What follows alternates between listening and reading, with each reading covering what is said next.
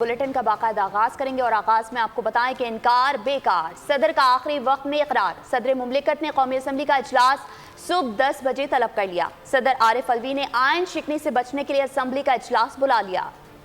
صدر نے اجلاس بلانے کی اسمبلی پر بدھ کی رات 12:15 بجے دستخط کیے تھے۔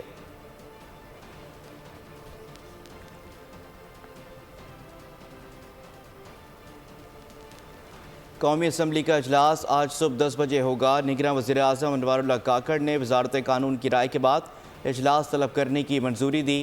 9 منتخب ارکان آج حلف اٹھائیں گے۔ 1 مارچ کو اسپیکر اور ڈپٹی اسپیکر کے لیے کاغذات نامزدگی جمع کرائے جائیں گے۔ 2 مارچ کو اسپیکر اور ڈپٹی اسپیکر کے لیے خفیہ رائے شماری ہوگی۔ 3 مارچ کو قائد ایوان کے لیے کاغذات نامزدگی جمع کرائے جائیں گے۔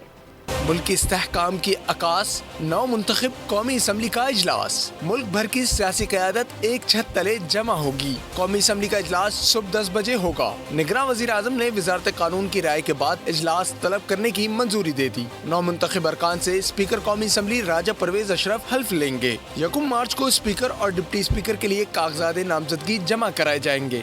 2 مارچ کو اسپیکر اور ڈپٹی اسپیکر کے لیے خفیہ رائے شماری ہوگی۔ 3 مارچ کو قائد ایوان کے لیے کاغذات نامزدگی جمع کرائے جائیں گے۔ اسپیکر کے لیے مسلم لیگ نون، پیپلز پارٹی MQM، بلوچستان عوامی پارٹی، مسلم لیگ قاف کے امیدوار سردار ایاز صادق ہوں گے۔ سنی اتحاد کونسل کی طرف سے اسپیکر کے لیے امیدوار ملک عامر ڈوگر ہوں گے۔ ڈاکٹر نفیسہ شاہ یا شازیہ مری کو ڈپٹی اسپیکر کے لیے نامزد کیے جانے کا امکان ہے۔ سنی اتحاد کونسل کی طرف جنید اکبر خان ڈپٹی اسپیکر کے امیدوار ہوں گے۔ وزیر اعظم کے لیے مسلم لیگ نون اور اتحادیوں کے امیدوار شہباز شریف ہوں گے۔ سنی اتحاد کونسل کی طرف سے عمر ایوب وزیر اعظم کے امیدوار ہیں۔ 9 منتخب ارکان قومی اسمبلی کی رجسٹریشن کا عمل تیزی سے جاری ہے۔ مسلم لیگ نون سمیت کئی جماعتوں کے رہنماؤں نے اپنی رجسٹریشن کروا لی۔ اسمبلی ہال میں 9 منتخب اراکین کو نشستیں بھی الاٹ کر دی گئیں۔ حکومتی بینچز پر قائد ایوان کے ساتھ پہلی نشست نواز شریف، ان کے ساتھ والی خواجہ آصف کو الاٹ کی گئی ہے۔ سابق صدر آصف علی زرداری اور بلاول بھٹو زرداری کو حکومتی بینچز پر پہلی نشستیں الاٹ کی گئی ہیں۔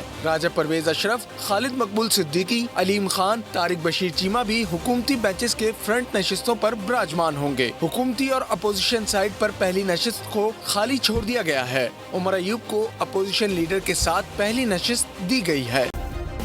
سبسکرائب کریں اور بیل دبائیں تاکہ کوئی خبر رہ نہ جائے۔